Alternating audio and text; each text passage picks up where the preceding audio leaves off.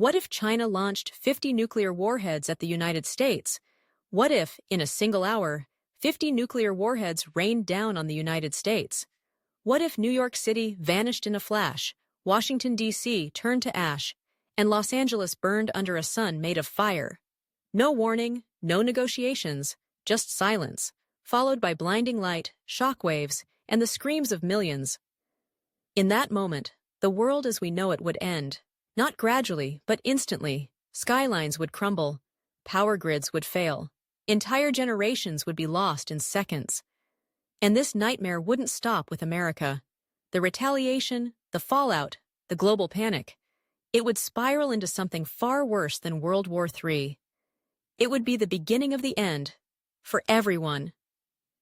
So today, we ask the question no one wants to imagine. What if China nuked the United States with 50 atomic bombs? And more importantly, could anyone survive what comes next? Instant annihilation. What happens in the first few minutes? In the unthinkable scenario where China launches 50 nuclear warheads toward the United States, each bomb aimed at a major city, New York, Los Angeles, Washington, D.C., San Francisco, Chicago, Houston, Miami, Boston, Seattle, Atlanta, and more, the destruction would be apocalyptic. We're not talking about casualties in war. We're talking about instant vaporization, mass extinction, and the collapse of modern civilization within minutes. 30 to 50 million dead. Instantly, each warhead, assuming it carries a payload between 200 kilotons to 1 megaton, would unleash energy thousands of times more powerful than the bombs dropped on Hiroshima and Nagasaki. A single modern nuclear warhead can kill over 1 million people in a dense urban area. Now multiply that by 50. New York City alone could suffer 3 to 5 million deaths in the first 10 minutes. Los Angeles, another 2 to 4 million. Washington, D.C., the political heart of the U.S., would be completely obliterated. The combined death toll across 50 cities, 30 to 50 million lives lost in the blink of an eye. And these are just the immediate fatalities, not including those who would suffer from burns, injuries, or radiation poisoning in the days to come. Cities vaporized at the core. The temperature at the center of a nuclear explosion reaches over 1 million degrees Celsius, hotter than the surface of the sun. Any person, vehicle, building, or structure within a 2-3 kilometer radius of ground zero would literally vaporize, turned into plasma, leaving behind only shadows scorched into concrete. Iconic structures, like the Statue of Liberty, the White House, the Golden Gate Bridge, would be gone in an instant. Downtown cores would be reduced to molten craters, with nothing left to recover. Shock waves, firestorms, and radiation. Beyond the epicenter, the next 5 to 10 kilometers would suffer unspeakable destruction. Shockwaves moving faster than the speed of sound would flatten buildings, tear limbs from bodies, and crush people beneath rubble. Firestorms fueled by oxygen consumption would create hurricane-force winds, incinerating anything flammable. Gamma radiation would saturate the area, instantly killing thousands more from acute radiation exposure and leaving many others with lethal long-term cancers. Hospitals would be destroyed. Emergency services overwhelmed. If they survived at all, national infrastructure obliterated. The coordinated targeting of major cities also means hitting infrastructure hubs. Electrical grids would collapse, leading to a coast-to-coast blackout. Water treatment plants would be destroyed, cutting off clean water to tens of millions. Telecommunications, fiber optic networks, data centers, cellular towers would be vaporized. Satellites in orbit might be blinded by electromagnetic pulses, EMPs, throwing the entire GPS and internet system into disarray. In the space of 30 minutes, the U.S. would go from a high-tech superpower to a nation of ruins, unable to communicate, coordinate, or even grasp the scale of the devastation. The psychological shock. While the physical destruction is quantifiable, the psychological trauma is beyond measure. Survivors would be scattered, injured, and isolated, watching their cities reduced to smoke and flame. No one would know the full scale. Communication would be severed. Panic, despair, looting, and societal collapse would follow. Entire generations would be lost, families wiped out, children orphaned. Cities that once symbolized American identity, New York, LA, Washington, would become uninhabitable ghost zones. Within minutes, the U.S. ceases to function. The United States would no longer operate as a coherent nation. There would be no government headquarters, no federal response, and no military coordination from within the mainland. In this immediate chaos, decisions of global importance, like launching a counterattack or declaring martial law, would have to be made from deep underground bunkers or far-off military bases. And the rest of the world? They'd be watching in horror, unsure if they're next. This is just the beginning. The first 30 minutes of a full-scale nuclear strike would end tens of millions of lives and ignite a chain reaction that could destroy the rest of the planet in the hours and days that follow. Mutual destruction. How the U.S. would strike back. If China were to launch a surprise nuclear assault against the United States, targeting 50 of its most populated and strategic cities, the U.S. response would be swift, automatic, and devastating. Such an act of war would trigger one of the most dangerous protocols in human history, the activation of the U.S. nuclear triad, unleashing a level of retaliation designed not for deterrence, but for total annihilation. America's nuclear arsenal, a sleeping giant. The United States currently maintains an estimated 5,000 nuclear warheads, with over 1,600 deployed and ready to launch at any given time. This arsenal is supported by the nuclear triad, a three-pronged launch system designed to ensure a retaliatory strike even if the homeland is obliterated. Land-based ICBMs, intercontinental ballistic missiles, stored in underground silos. Submarine-launched ballistic missiles, SLBMs, aboard stealthy nuclear submarines hidden in the oceans.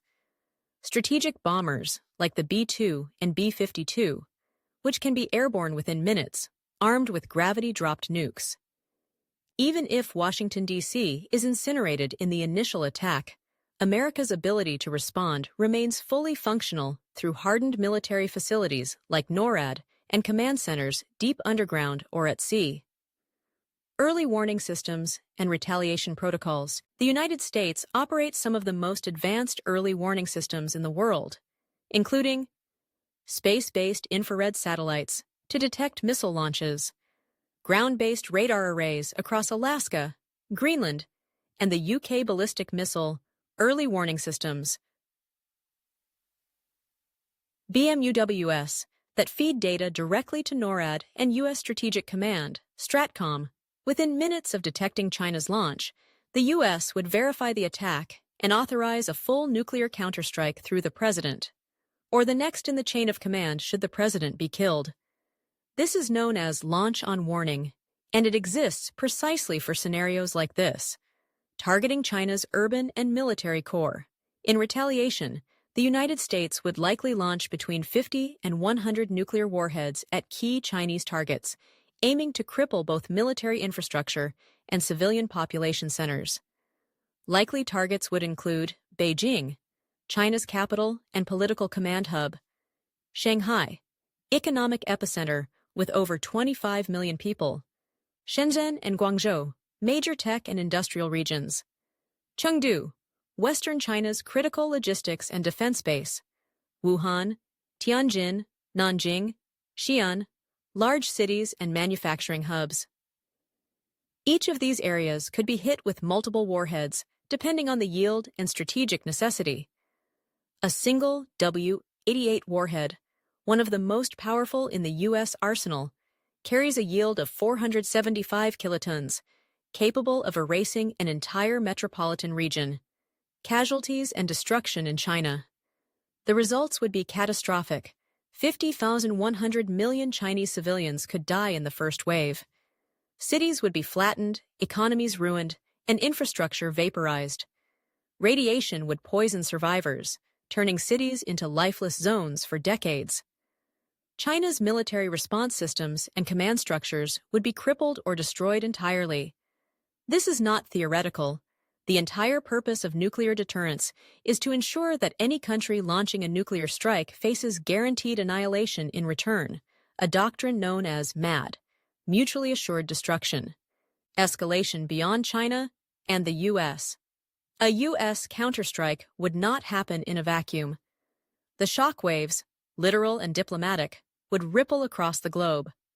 Russia, sharing borders with China and having its own vast nuclear arsenal, would be placed on highest alert, fearing escalation into a broader global conflict.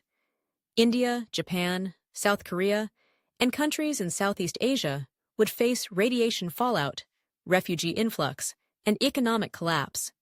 Europe and NATO allies would prepare for worst-case scenarios, fearing Russian opportunism or further escalations. The result? A cascading breakdown of global order, plunging the world into a full-scale nuclear war, and possibly the end of modern civilization as we know it. Conclusion: retaliation equals extinction. The U.S. nuclear response would be inevitable, overwhelming, and final. China's attempt to cripple America would be met with an equally brutal counterattack, killing tens of millions more and ensuring both nations are left in radioactive ruin. In this world, no one wins. There is no victor, only silence, ashes, and the regret of what might have been prevented. Global chaos. When the world gets pulled into the fire. A nuclear war between the United States and China would never remain a two-player event. In an interconnected world, especially one tied together by military alliances, economic dependencies, and geographic proximity, such a conflict would drag the entire planet into a downward spiral of violence, fear, and disorder. If the U.S. responds to China's nuclear attack with its own barrage of nuclear strikes, the first tremors of destruction would be felt in Asia, but the aftershocks would ripple across every continent within hours. NATO. Allies respond. The North Atlantic Treaty Organization, NATO, includes 31 member countries, with the United States, the United Kingdom, and France being nuclear powers. While NATO's charter, Article 5, is based on the principle of collective defense, a direct nuclear attack on the U.S. would be interpreted as an existential threat to the Western alliance as a whole. France and the United Kingdom, both with their own strategic nuclear forces, may join the retaliation, launching missiles at Chinese targets deemed threats to European security, deploy nuclear submarines and warplanes as part of a coordinated strategic response, activate air and naval forces across the Pacific and Indian Oceans to assist U.S. assets. NATO, once a Cold War relic, would suddenly become the nuclear nerve center of Western retaliation. Their participation would escalate the war from bilateral to global. Russia on the edge of involvement. As China's northern neighbor and a fellow nuclear superpower, Russia becomes a wild card.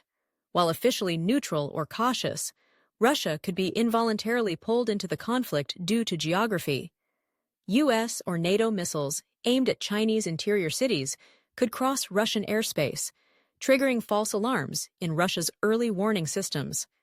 China's own anti-missile defenses or failing warheads could land dangerously close to Russian border territories in Siberia or the Far East. Fallout from nuclear detonations in northern China could drift across Russian population centers, causing humanitarian panic. This places Moscow in a precarious position. Stay out and absorb the risk, or intervene militarily to secure its own borders and strategic interests. In the worst-case scenario, misunderstandings or radar anomalies could lead Russia to activate its own nuclear protocols, escalating the conflict into a three-way apocalypse. Asian powers thrust into the crossfire. The fallout, both literal and strategic, would extend across Asia. Countries like Japan, South Korea, India, Taiwan, and others would be caught in the line of fire, either by proximity or political alignment. Japan, a major U.S. ally hosting American military bases, including nuclear-capable forces, highly vulnerable to radiation fallout from Chinese cities like Shanghai and Beijing, could be targeted by Chinese missiles if seen as a U.S. staging ground.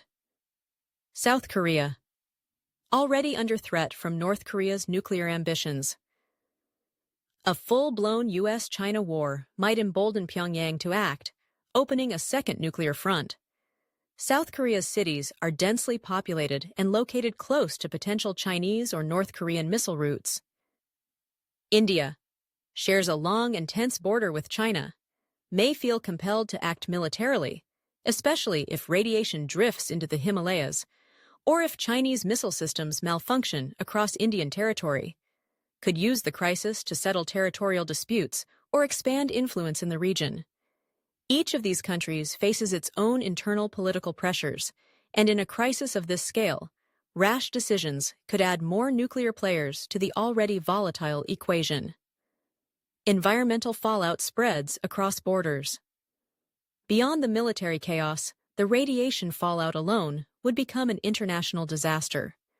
Wind currents would carry radioactive dust and ash across borders, into Mongolia, South Korea, Japan, and parts of eastern Russia. Ocean currents could spread contamination into the Pacific and Indian Oceans, affecting fisheries and marine ecosystems for decades.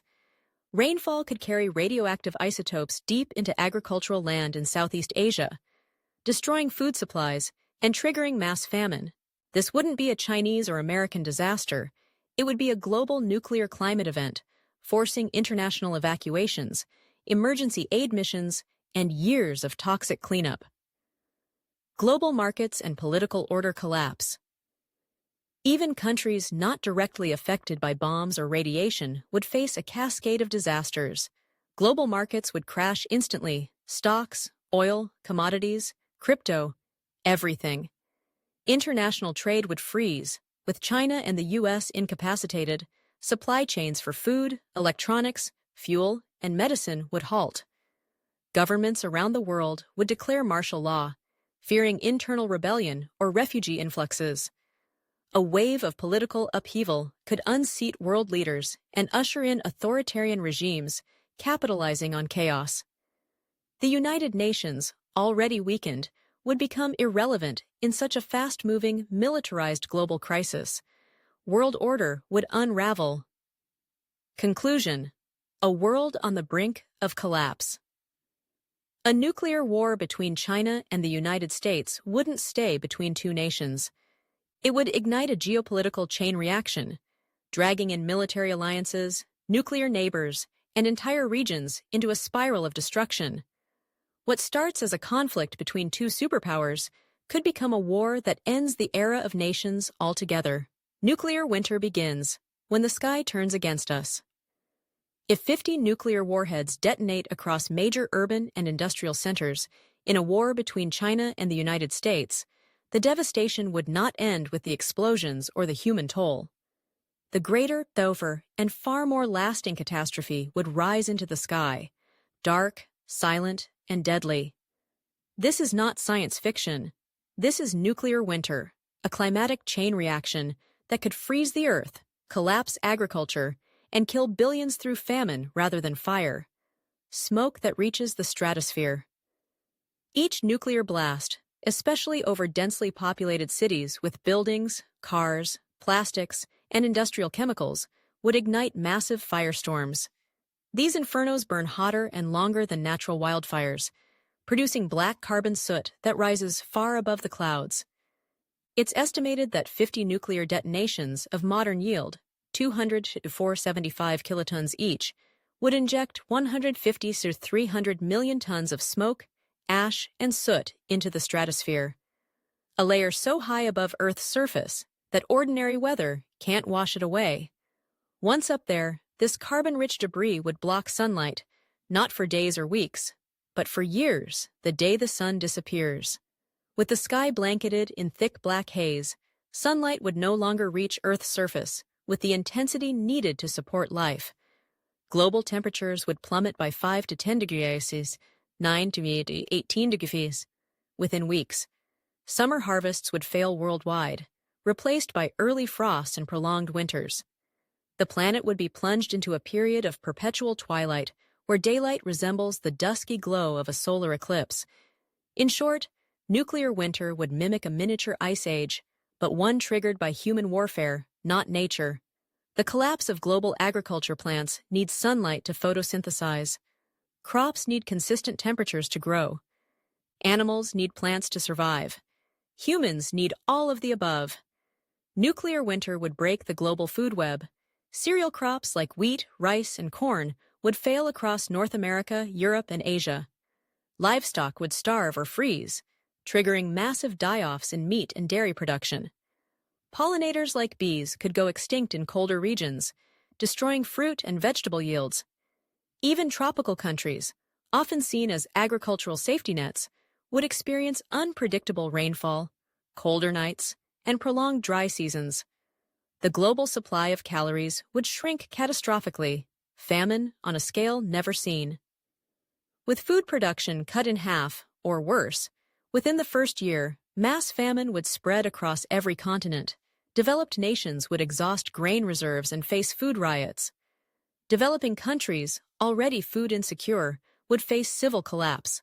Prices would skyrocket. Millions would resort to hoarding, looting, or violence to survive.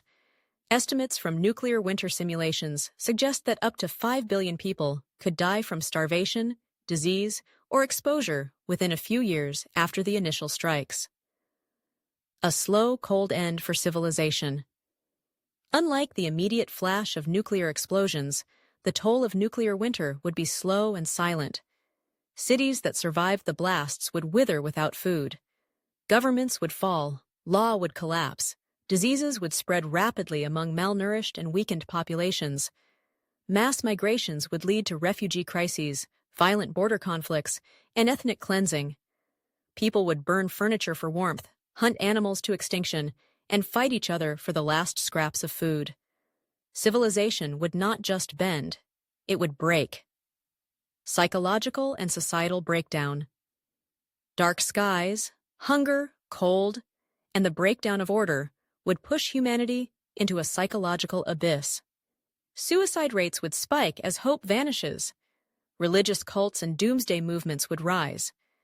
Nations might resort to genocide or mass euthanasia to manage resources. The few who survive would not live in a world we recognize. They would inherit a planet stripped of its warmth, stability, and memory. Conclusion: Earth as a graveyard. What began with 50 bombs becomes a death sentence for billions. Not through heat or radiation, but through the climate tipping point that pushes Earth into a man-made ice age. In the face of nuclear winter, borders don't matter. Wealth doesn't matter. Technology doesn't matter. Survival becomes primal, brutal, and ultimately, rare. Civilization collapses. Humanity faces extinction. In the aftermath of 50 nuclear explosions, a retaliatory strike, and a planet plunged into nuclear winter, what remains isn't just a broken world. It's a world on the edge of extinction. Civilization, as we know it, ceases to function. Nations fall, systems die, and humanity returns to a brutal and primitive fight for survival. No power, no fuel, no medicine. The modern world runs on fragile systems: electricity grids, fuel supply chains, pharmaceutical production, medical logistics. All of them require cooperation, communication, and global trade. Things that no longer exist in a post-nuclear Earth. Electricity vanishes as power plants shut down or are destroyed. Fuel becomes unusable. Refineries are gone. Transport is crippled. Hospitals shut down as medicine runs out, and sterile environments collapse.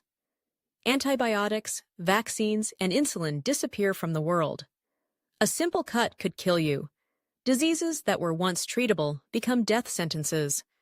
Lifespans fall. Children die before adulthood. Modern science becomes ancient memory. The ecosystem-shattered nuclear winter doesn't just affect humans.